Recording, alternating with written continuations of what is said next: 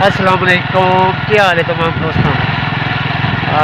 मार का गाल लेंगे अज लगे हुई है थ्रेशर साढ़े रात थी हूँ तो तकरीबन काम फाइनल होया खड़ा होना नेड़े होना काम।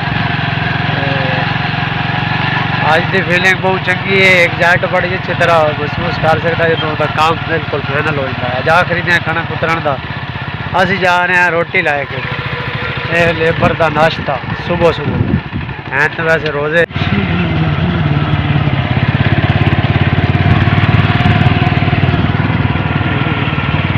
डेरे पड़े हैं फिलहाल लेबर सुती पई कुछ इतने बड़ा मुश्किल काम होता वैसे रात शुद्ध वास्ते ना बड़ा मुश्किल काम होता पूरी पूरी रात लांगड़ी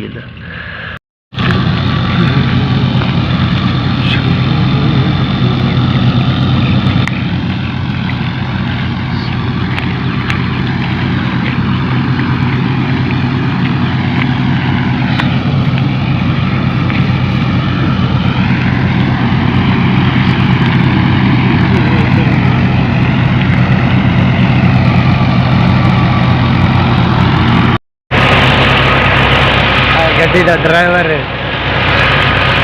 ना की हाल आज खुली है आज खुली है हाँ कोई नहीं तू कहना 1.5 घंटा लगना टाइम ज़्यादा लग गया इन्ना धुआं लग देना 1.5 लगना चलो निकलेगी ठीक है।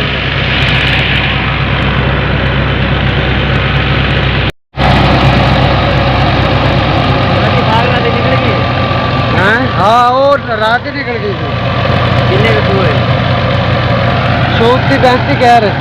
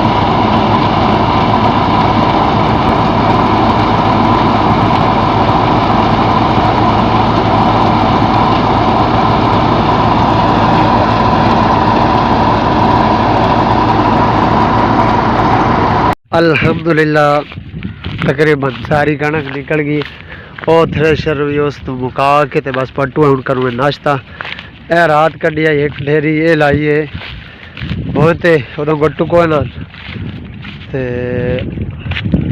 वो जड़ी आई वो एक गट्टू एक पेड़ तो है तकरीबन 41 गट्टू, एक तो है कोई 19-20 है पई जमीन ते। ये हुण तोलन वाला हुणे अमसी ते फिर पता लग सी टोटल कितनी होगी। ऐसे ना इन मुकर के तो बगल नाल शुरू हो जाता कोई मसला नहीं। ऐसे यार ना शुरू के पके दे ना सुख हो रहा है पानी और नेट का थोड़ी बीच में गाल भी दे हैं चल हां नहीं हां जी। ए हुण खत्म हो गया सारा काम, अल्लाह का शुक्र है। कणक शणक तो फ्री हो गया। आ लेबर हुण इधर अगा जो है इन्होंने हुण दाने तकसीम हो रहे, रात निकलू है तो आज इमरान खान बड़े काम करा रहे हैं। भाई दाने कहाँ आना भी दाने कहाँ है चौधरी तू हाँ साल नंबर 13 है हाँ चौधरी भाई चौधरी चल अगला बचा।